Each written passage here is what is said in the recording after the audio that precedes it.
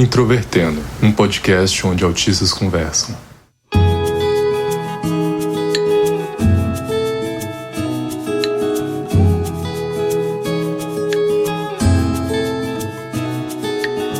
Um olá para você que é ouvinte do Introvertendo, esse podcast feito por autistas para toda a comunidade. O meu nome é Thais Mosken, eu sou autista, hoje eu trabalho como administradora de sistemas e tenho 31 anos.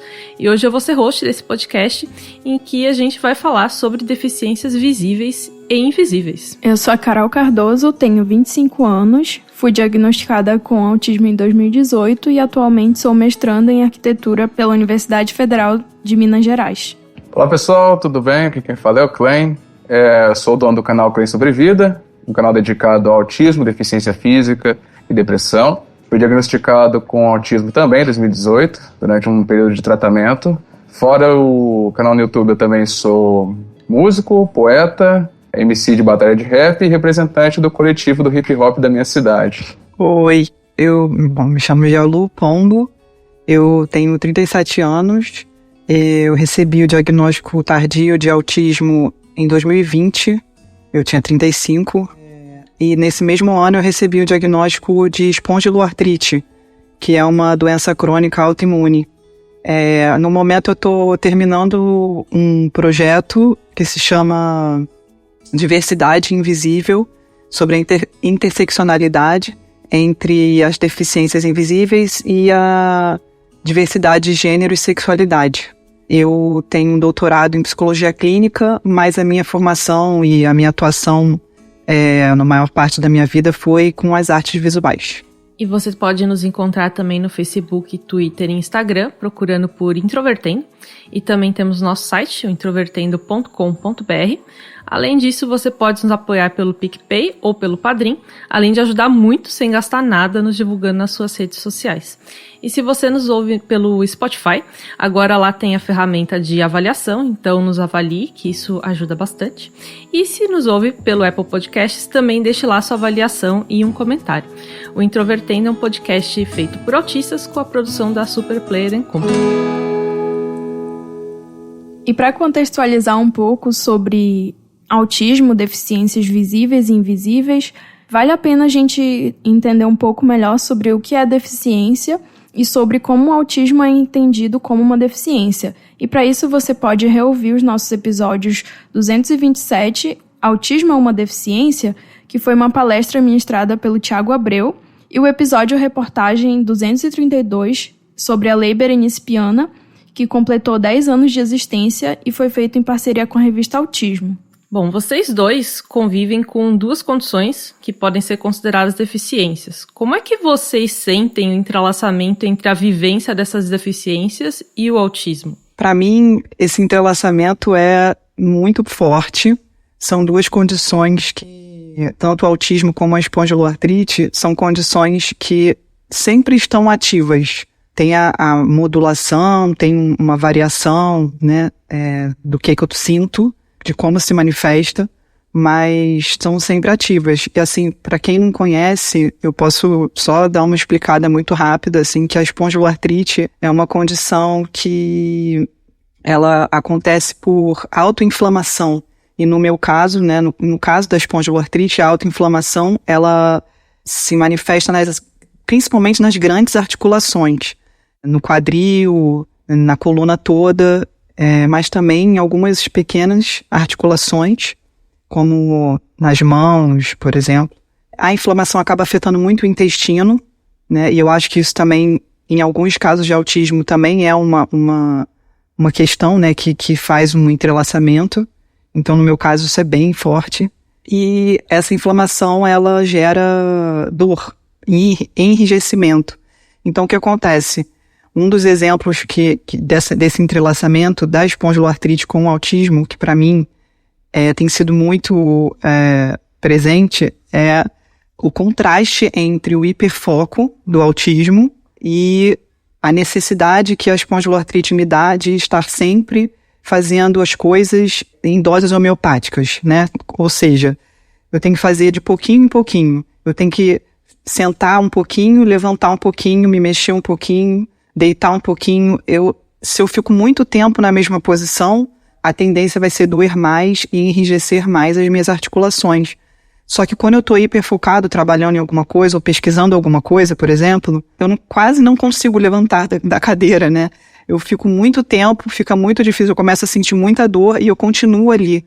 E eu acho que também na rua, né, no mundo, assim, quando eu tô, por exemplo, num transporte público, eu sinto que eu tenho muita dificuldade de estar ali, tanto pelo autismo quanto pela espondiloartrite. Porque se eu estiver em pé, vai chegar uma hora que vai doer, eu não vou conseguir pedir para sentar, porque aparentemente eu não pareço estar com nenhum problema, com uma deficiência, com uma limitação. Na mesma situação do autismo, eu posso estar com uma questão ali de hipersensibilidade, geralmente eu não consigo falar nada, então acaba que também as situações se potencializam. A questão da deficiência com o autismo, que nem o próprio Diallo falou, no meu caso também, ela se entrelaça muito em diversos aspectos. No caso, eu tenho hemiplegia. A hemiplegia é uma doença causada por AVC, normalmente. No meu caso, eu tive um AVC ainda durante o período de gestação, com complicações no parto. E ela consiste em, basicamente, a paralisia parcial de um hemisfério do cérebro, o que afeta também todo o corpo. No meu caso, foi o hemisfério esquerdo, que afetou o lado direito, então, com consequência disso, meu lado direito é totalmente atrofiado e mais enrijecido. Eu ando mancando, eu tenho certa dificuldade em alguns movimentos, parte da minha movimentação é um pouco comprometida, tenho dificuldade em subir em escadas, em degraus, meu equilíbrio é quase nulo. Fora isso também, eu tenho toda a questão do cansaço excessivo, que nem o Diallo comentou, porque essas deficiências físicas, quando, que nem ele comentou, a gente fica hiperfocado, a gente não consegue fazer as doses homeopáticas de tratamento.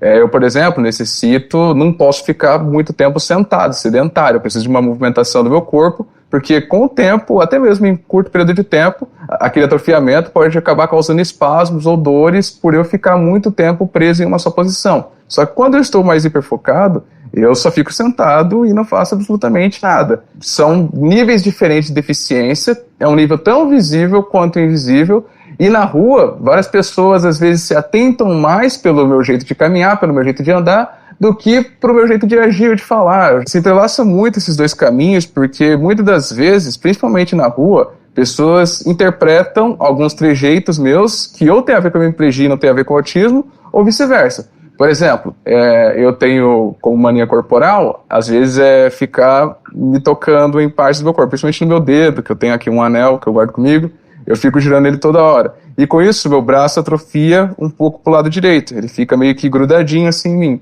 E aí, né, eu tenho esses trejeitos esfamáticos, né, por causa dos espasmos devido ao enrijecimento muscular.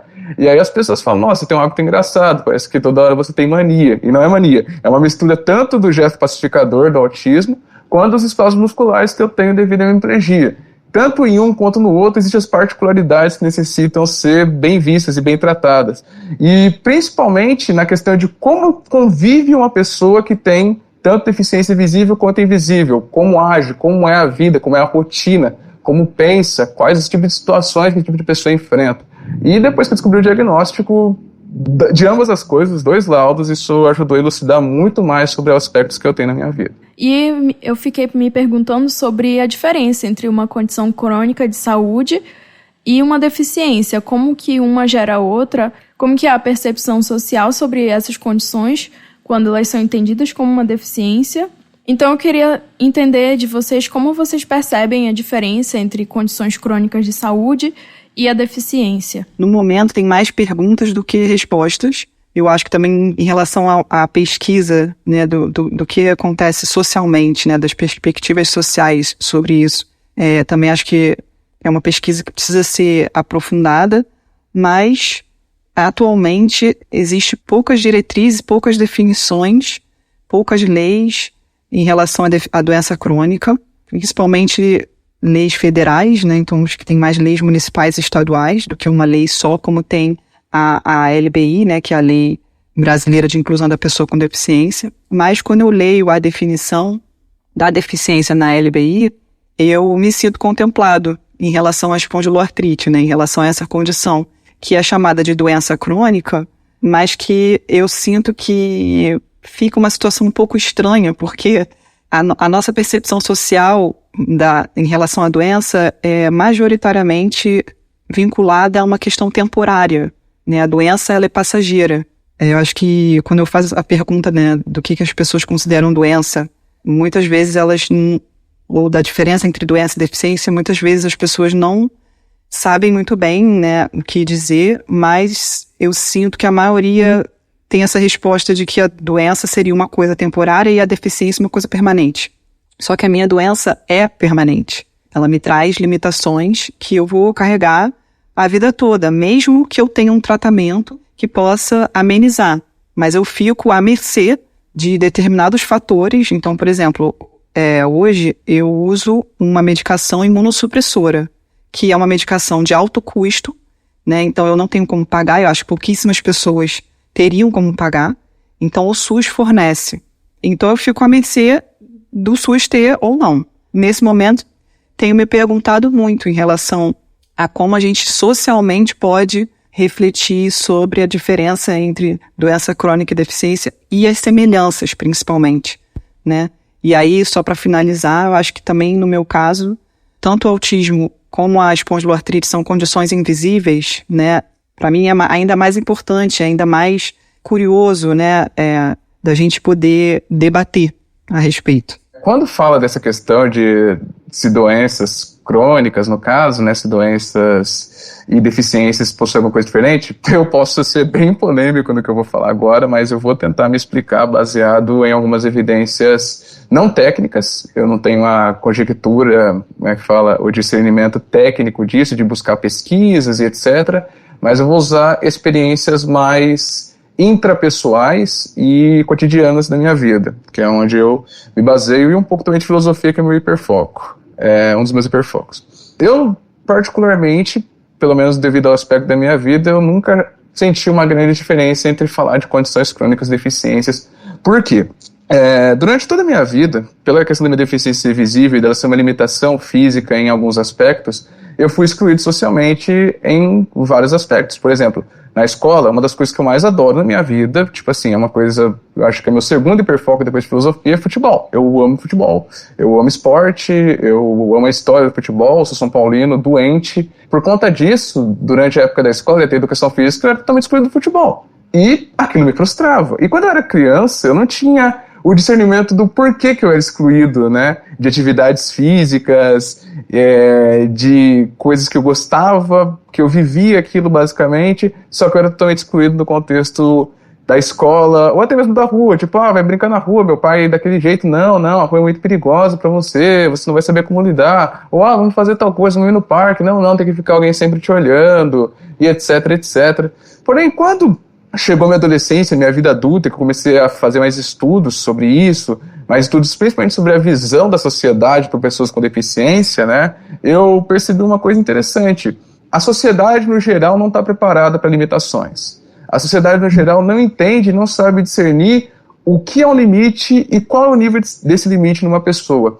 Porque, por exemplo, as pessoas têm o mesmo nível de exclusão com alguém com deficiência, muitas vezes com alguém, por exemplo, que possui uma doença crônica grave, a exemplo AIDS ou diabetes, que são pessoas também com condições muito limitadas e que também são excluídas socialmente. Uma pessoa aidética, por exemplo, ela não consegue doar sangue, obviamente, e com isso também sofre algumas piadas, alguns julgamentos, alguns perjúrios, é totalmente excluída em diversos contextos, e ela tem a dificuldade de saber lidar consigo mesmo pelas suas condições. A mesma coisa uma pessoa com diabetes. A pessoa com diabetes, ela não consegue ter o prazer total em muitas coisas da própria vida pela própria falha do corpo, que não consegue emitir insulina, ou por outras questões. A diabetes pode ser até mesmo hereditária, né, por algo que ela não consegue controlar, algo que vem da natureza.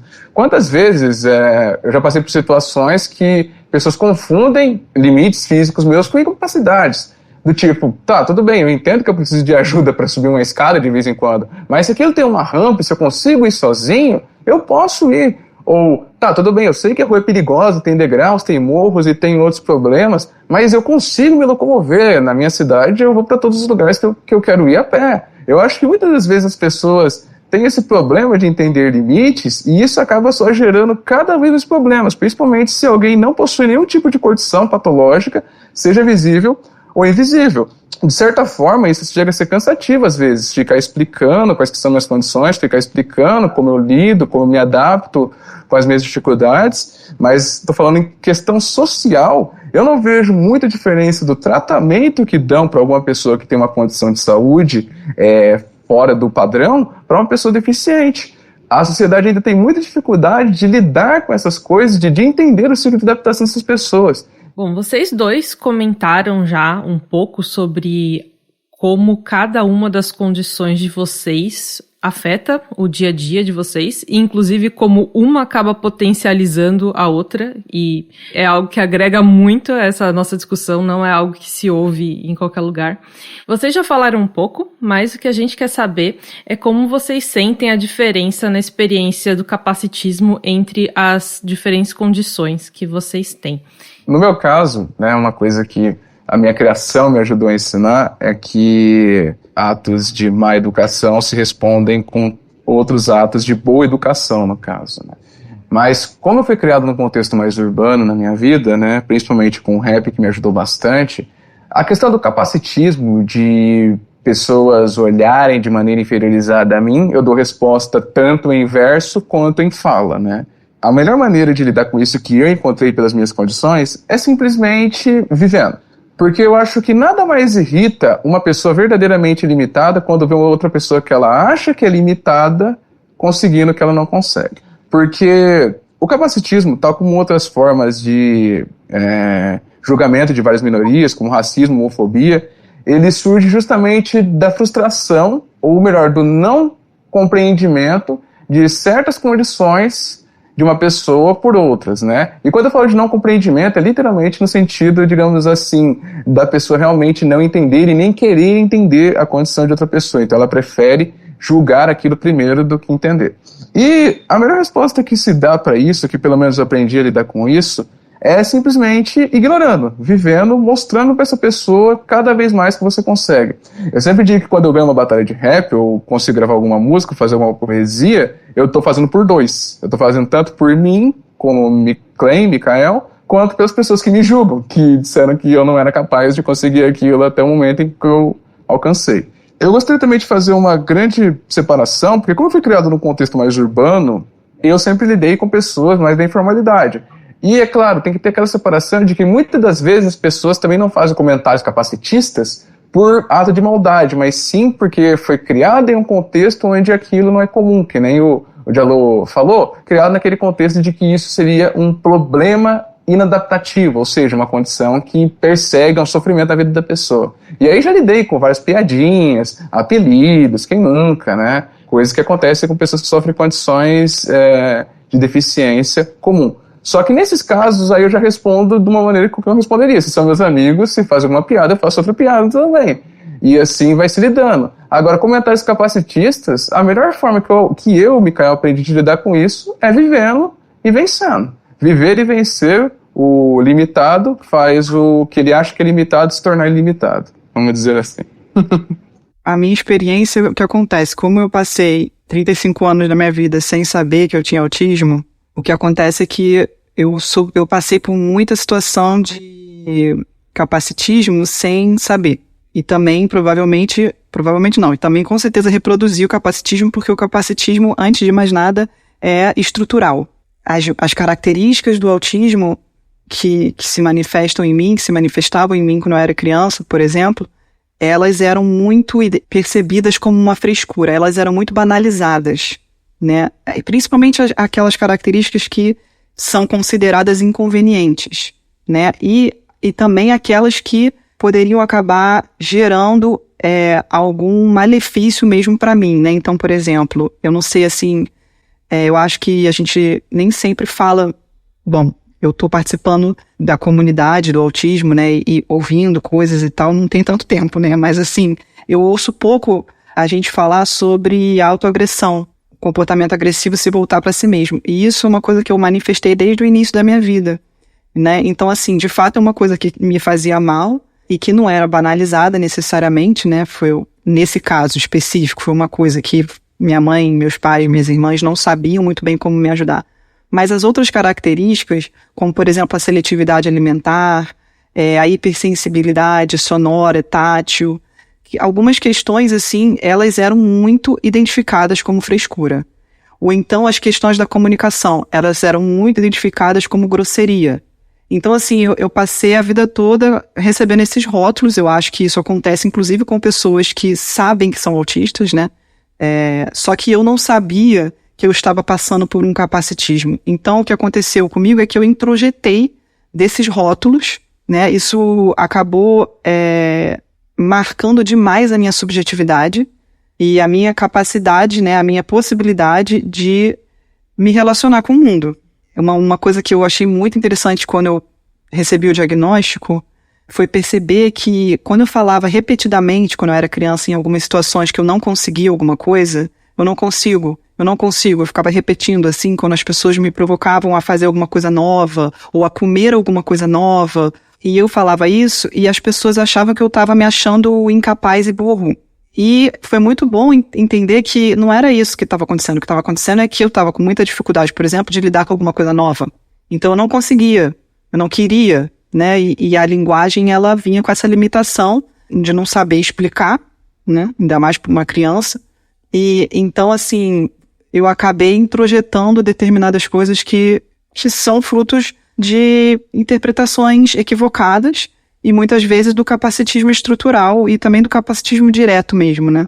Já em relação à espondiloartrite, tem sido um pouco mais evidente, né? Principalmente nas pessoas que eu conheço, porque aí o que acontece? Quem eu não conheço não sabe, porque não tá vendo. Mas as pessoas que eu conheço, que já sabem da minha condição, muitas vezes elas agem de forma capacitista comigo sem se dar conta. E eu me dou conta, né? E eu me dou conta mais rápido do que em relação à questão do autismo. Agora eu tô começando a me dar conta em relação a tudo, né?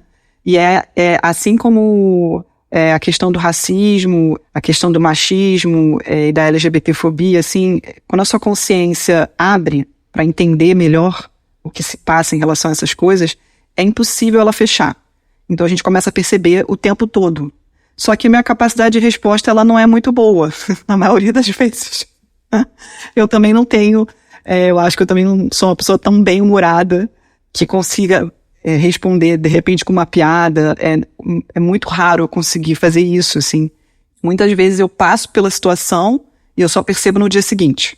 E aí eu já não sei mais se vale a pena falar, quando é alguém que eu conheço. Se for alguém que eu não conheço, não tem como falar mais nada. Mas, enfim, só para terminar, uma coisa que a gente estava falando sobre limitações, né, nas outras respostas, e aí eu queria só dizer que concordar com o Mikael em relação a existe um problema social, né, de não saber lidar com limitação, né? A gente acha que limitação é uma coisa negativa, enquanto que todo mundo tem limitação, na verdade. São limitações diferentes que vão necessitar de suporte em níveis diferentes. E eu acho que isso também tem a ver com a relação da doença e da deficiência, né? Essa questão de que as duas coisas são consideradas ruins, são consideradas um problema, inferiorizadas, ou são condições que inferiorizam as pessoas, né? Que as pessoas inferiorizam quem tem tanto uma doença como uma deficiência, porque tem essa percepção social de que a limitação é negativa e essas pessoas evidenciam mais a limitação, sabe? Acho que tem essa... O capacitismo também vem um pouco disso, assim.